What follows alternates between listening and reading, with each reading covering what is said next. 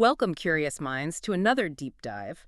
Today we're really plunging into the intellectual world of someone whose ideas honestly still echo all around us, They really do. centuries later. Exactly. We're talking about René Descartes. And you might not expect this, but a 17th century philosopher, well, he got blamed by none other than Pope John Paul II in the 21st century for, get this, the rotting or decay of Western Oh, society. wow. That's quite the accusation. Isn't it? All linked back to his most famous phrase, I think, therefore I am. So it just begs the question, how could one guy's, simple statement have such a massive and for some, a destructive impact? Well, what's truly fascinating, I think, is just how deeply embedded Descartes' ideas became, and how we think about ourselves, about knowledge, even the universe. Often we don't even realize where these ideas started. Right, we just take them for granted. Exactly. And we definitely don't realize the huge controversy they kicked up back then and, well, clearly even now. His approach, it was revolutionary. It challenged centuries of tradition, which was mostly Aristotelian, right, that the church had kind of integrated. Precisely, yeah. Since around the 12th, 13th century, Aristotle was sort of the philosophical bedrock for the church. Descartes basically said, hold on, and tried to build a whole new foundation Yeah. based on, individual reason, systematic doubt. So he really laid the groundwork for what we'd call modern thought. Oh, absolutely.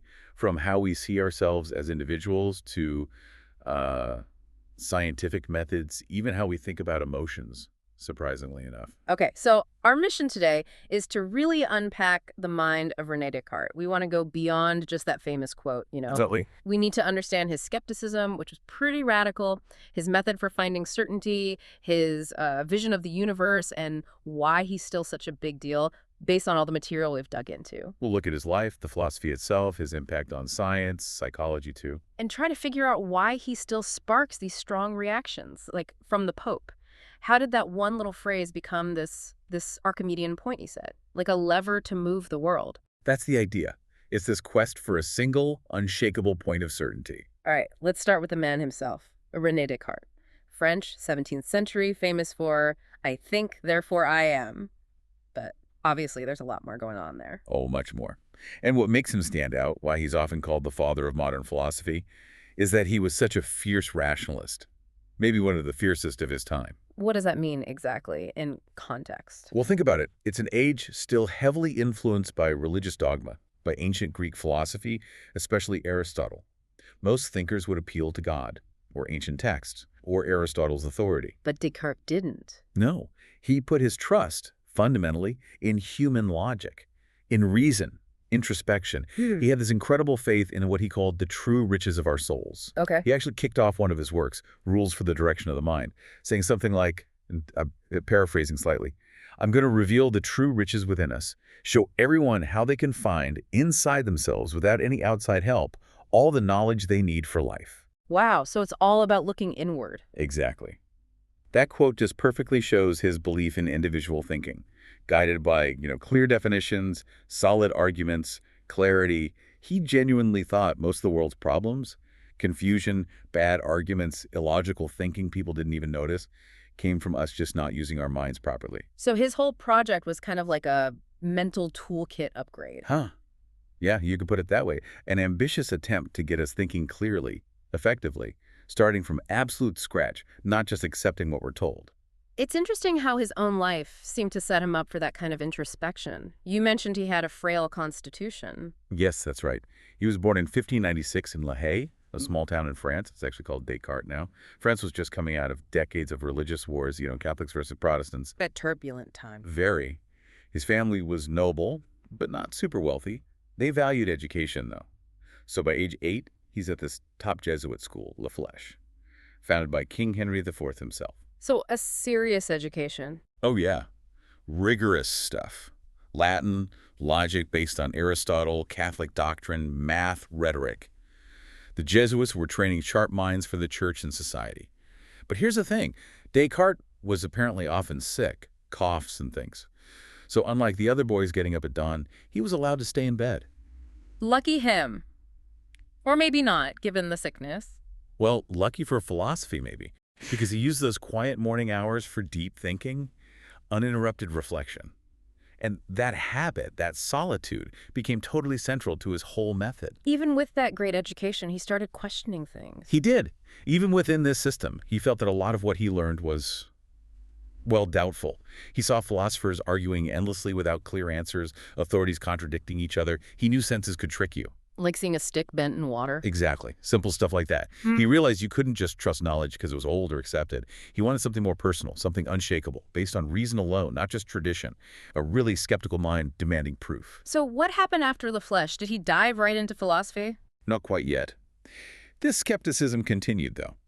He went to the University of Poitiers, studied law like his dad wanted, got his degree in 1616, but his heart wasn't in it.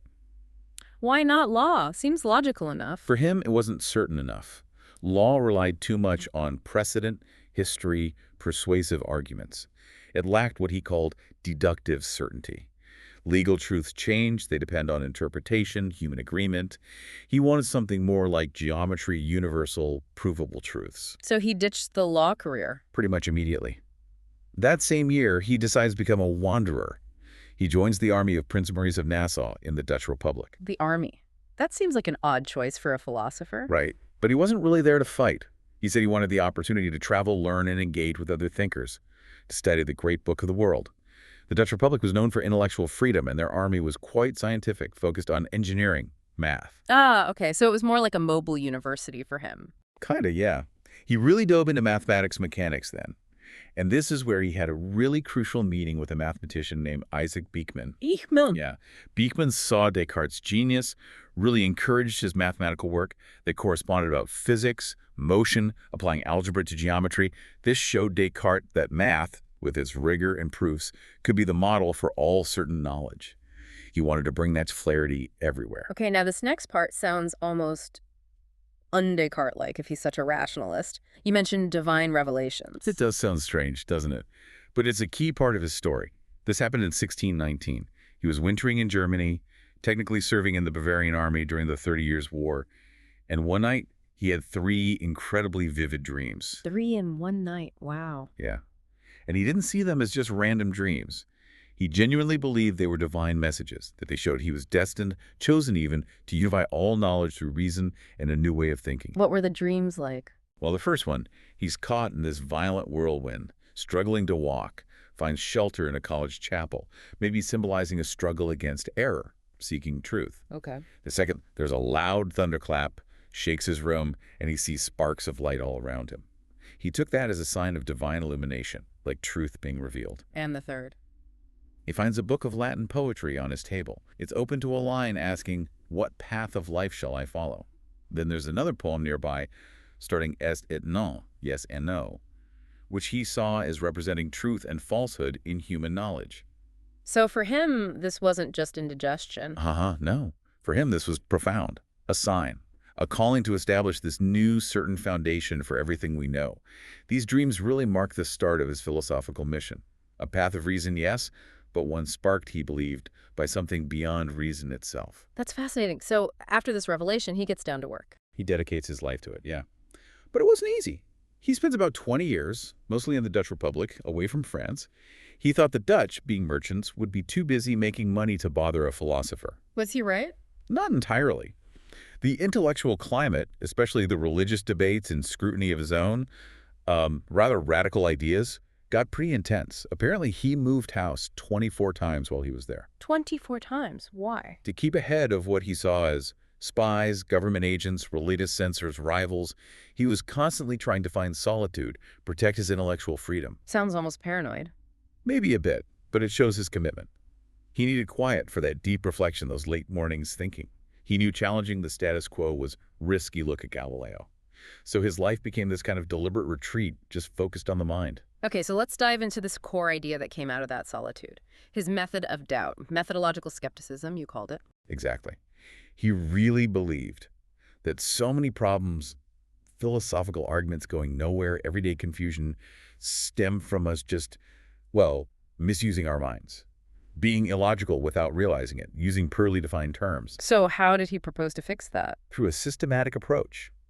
Always break down big, complicated problems into smaller, manageable parts. Ask sharp questions about each part, then tackle them one by one. That's his method of doubts.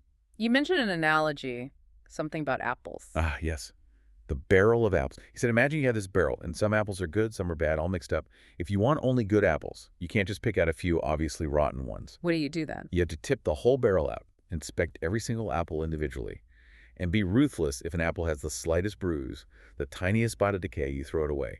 Only the absolutely perfect, pristine ones go back in the barrel. And that's like knowledge. Precisely. Scrutinize every belief you hold. No matter how obvious it seems, how long you've believed it, or who taught it to you. Question everything. Find only what is absolutely certain, completely indubitable. Ground everything in your own reason and experience, not just authority or tradition. You can see why the French Revolution leaders might have liked that idea later on. Oh, absolutely. That focus on individual reason against inherited authority was huge. Just how radical was this doubt, though? Where did he take it? He took it incredibly far, especially in his book, The Meditations on First Philosophy. This wasn't just casual doubt, it was systematic demolition. Okay, like what? First, senses. He asked, how do I know I'm really sitting here by the fire in my dressing gown? Haven't my senses fooled me before? Illusions, dreams, they feel real at the time. So maybe everything I perceive through my senses is unreliable. Okay, that's unsettling. What else? The external world itself. What if this whole reality, everything I experience, is just one long, incredibly realistic dream? How can I prove definitively that I'm awake right now and not dreaming? The very fabric of reality starts to wobble. Wow, okay. And then, maybe the most shocking step for a rationalist, he doubts even mathematics. He imagines this possibility. What if there's an evil demon, some incredibly powerful, malicious being whose sole purpose is to deceive me? Maybe this demon makes me think 2 + 2 = 4, or that triangles have 3 sides, even when they don't. An evil demon controlling math, that's Intense. Oh. It is. But his goal was to find a presuppositionless philosophy, to reject everything, old teachers, books, common sense, even math, if it couldn't be proven with absolute certainty. He had to clear the ground completely before he could build anything new. It wasn't skepticism just to be skeptical. It was a tool, a method to find something truly unshakable. So, the million-dollar question then. If you doubt everything's senses, the world, math, what on earth is left? Is anything certain? And that's the precise moment, the crux of it all, where he arrives at Cogito ergo sum. I think, therefore I am. Exactly. It first popped up in French, je pense, donc je suis, in his discourse on the method in 1637, then the famous Latin version later. This was his answer, his rock-bottom certainty in the face of total doubt. How did he get there? You called it a neat podological trick. Yeah, essentially. He Yeah. reasoned like this. I'm doubting, I am thinking, I am wondering if I exist. I might even be being deceived by that evil demon. But in order to doubt or think or wonder or be deceived, I must exist. The very act of thinking proves existence. Precisely. He couldn't be doing the thinking if there wasn't an he doing it. So the thought itself is the proof of the thinker's being. It's immediate, undeniable. It sounds so simple when you put it like that. It does, but the implications were revolutionary. He used it as his Archimedean point. Remember Archimedes saying he could move the world with a lever if he had a fixed place to stand? For Descartes, the cogito was that fixed point, that one certainty from which he could start rebuilding all knowledge logically. And it shifted everything from external authority to the individual mind. Absolutely. The ultimate source of truth wasn't God or Aristotle or the church or even your senses anymore. It was your own consciousness, your own act of thinking. That's the bedrock. This really kicked off modern individualism and subjectivity in Western thought. And it fits with his personality, right? The solitary thinker. Perfectly. It reinforces his idea that you can solve the biggest problems just by looking inside yourself using reason. You don't need labs or big teams, he thought. Just a quiet room, a rational mind. That anecdote about him staying in bed? Right. Friends find him in bed at 11 a.m., maybe teasing him, and he just says, thinking. It shows how much he valued that pure reflection over rushing around doing nonsensical practical tasks. The real work for him happened inside. Okay, so he's established his own existence as a thinking thing. Where does he go from there? How does he rebuild his understanding of the world outside his mind? Well, having secured that one point of certainty, he then tries to logically deduce the existence and nature of everything else. And this leads him to his mechanical view of the universe. Mechanical, like a giant clock. Pretty much, yeah. For Descartes, the entire cosmos operates like a massive, intricate machine. Everything that happens, planets moving, things falling, light traveling, can be explained purely by matter in motion, its shape, its size, its arrangement. So no hidden purposes or spiritual forces moving things. Nope. He argued that the only essential quality of matter is extension, simply that it takes up space, doesn't have feelings or goals or spiritual essences, just physical properties. How different was that from what people thought before? Hugely different from the dominant Aristotelian view. Yeah. Aristotle thought things had natures and purposes, as stone falls, because its nature is to seek the center of the earth. He also had different rules for stuff on earth versus the heavens. Descartes, like Copernicus and Galileo, rejected all that. He wanted one set of universal mathematical laws for everything. Did he have his own theory of how planets moved then? He did, yeah. His vortex mechanics. He imagined the universe filled with tiny particles swirling around in giant whirlpools, or vortexes. And these carried the planets along. No invisible forces pulling things, just matter, pushing matter. Sounds complicated. It was, and ultimately wrong, as Newton later showed. But the key thing was the approach, explaining everything mechanically, quantitatively, without resorting to mysteries or divine intervention for everyday physics. But that must have caused problems with the church, right? If God just wound up the machine and let it run. Exactly. It seemed to remove God's ongoing role, his providence. It made the universe seem autonomous, which was definitely seen as leaning towards atheism, or at least a very impersonal God, by many religious authorities. Even though his theory was wrong, it was productively wrong, pushing science towards mechanical explanations. And this mechanistic view, it didn't stop with planets and rocks, did it? He applied it to living things too. He did, and this is where it gets really controversial, especially for us today. He extended it even to animals. The animals as automata idea. Precisely. He notoriously argued that animals were just complex machines, automata, like intricate clockwork devices. They didn't have minds, souls, consciousness, or even real feelings like pain or pleasure, in his view. Wait, so when a dog yelps if you step on its paw, that's just a mechanical reaction, like a spring releasing. According to strict Cartesian thought, yes. Just the machine reacting to physical stimulus. No inner experience of suffering. For him, only humans have mind. Everything else is just matter. It's a really stark view compared to how we see animal cognition and sentience now. Why did he insist on that, just to be consistent? Partly consistency with his mechanical universe, yes. But it also tied into his next big idea, the fundamental split between mind and body in humans. Okay. Mind-body dualism. This sounds important. It's one of his most famous and debated legacies. Having established, I think, his own mental existence, he then concluded that humans are made of two fundamentally different kinds of substances. Two substances. What are they? First, there's mind, or soul. You use the term somewhat interchangeably. This is incorporeal, meaning it has no body, no physical dimension. It doesn't take up space. Its entire essence, its defining feature, is thought. Consciousness, reason, will, sensation, all mental activities. Okay, so non-physical thinking stuff. What's the second? A second is body. This is purely physical, a machine. It's corporeal, extended. Its essence is just extension. It takes up space, has dimensions, shape, and follows the laws of physics like any other piece of matter. So, a ghost in a machine, kind of. That's a common way to put it, yeah. A thinking, non-physical mind somehow connected to a purely physical, mechanical body. But how? That sounds like the big problem. How does the non-physical mind tell the physical arm to move? Or how does stubbing your physical toe cause a feeling of pain in the non-physical mind? You've hit on the core issue, the famous mind-body problem. If mind and body are totally different substances, how do they interact? Physical things affect other physical things. How can something non-physical cause a physical effect or vice versa? Did Descartes have an answer? He struggled with it. His proposed solution was the pineal gland, a tiny gland deep in the brain. He thought because it was single and centrally located, unlike most brain structures which are paired, it must be the principal seat of the soul, the special place where the mind could interact with the body's animal spirits or nerve signals. The pineal gland. Has that held up scientifically? No, not at all. We now know it produces melatonin and regulates sleep cycles. But it shows he recognized the problem and tried to find a specific, localized point of interaction within his own framework. Were there any upsides to this dualism, despite the interaction problem? Well, arguably yes. By separating mind and body so sharply, it encouraged viewing the body as a machine. This helped move medicine away from explanations involving spirits or divine punishment for illness towards understanding the body's mechanics, how it could break down and potentially be fixed. It paved the way for a more biological, mechanistic approach to medicine. And what about language? Did that fit into his dualism? Yes. Interestingly, language was one of his key arguments against the idea that the human mind could just be a very complex machine.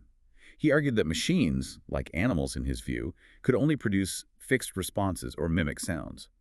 Humans, however, can generate completely novel sentences, understand ambiguity, use language creatively and appropriately in infinite situations. This linguistic flexibility, he thought, was proof of a non-mechanical reasoning mind. Okay, so putting it all together, the doubt, the cogito, the mechanical universe, the dualism, how did all this fundamentally change Western thought? Why is he called the founder of modern philosophy? It's a huge claim, but it's pretty justified. He genuinely shifted the entire philosophical landscape. As we mentioned, philosophy had been dominated by Aristotle for over 1,000 years, integrated deeply into church doctrine. Descartes offered a completely new starting point and method. Away from Aristotle's categories and purposes. Exactly. Away from qualitative descriptions and towards quantitative analysis, clear definitions, mathematical certainty. And that, I think, therefore I am, that was the pivot point towards subjectivity and individualism in Europe. How so? Before him, the model was often God as the main subject, observing and acting on a world that included humans as objects within it.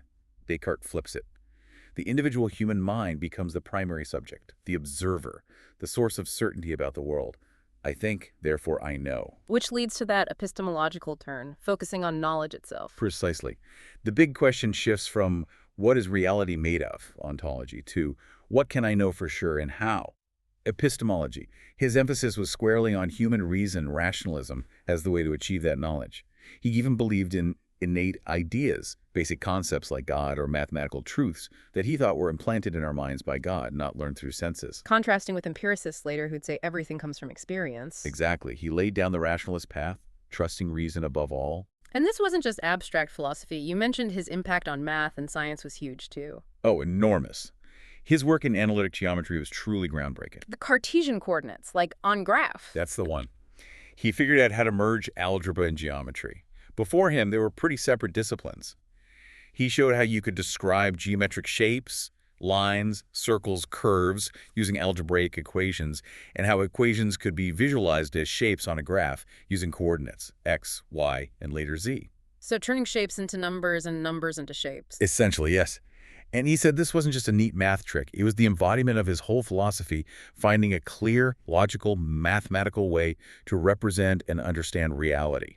A circle isn't just a round thing. It's xa plus yb or y. That precision, that bridge between abstract algebra and spatial geometry, was fundamental for the development of calculus by Newton and Leibniz later. So even though his own physics, the vortex stuff, didn't last. Right, Newton's gravity replaced it. Newton's idea of action at a distance, a force acting without physical contact, was actually really radical and counterintuitive at the time, even more so than Descartes' vortices in some ways. Huh. Never thought of it like that. But Descartes' attempt to build a purely mechanical universe, explained by math, without mystery, that set the stage. It showed it could be done, that nature was intelligible through reason and mathematics. His mistakes, like we said, were productively wrong. They gave later scientists like Newton a clear mechanical model to react against and improve upon. It spurred progress. Let's switch gears slightly. You mentioned he also wrote about emotions. That seems different from coordinates and vortexes. It does, but it fits his pattern of applying reason systematically to everything. His book, Passions of the Soul, is fascinating. It actually came about from a long correspondence, about 6 years, with Princess Elizabeth of Bohemia. A princess. Yeah.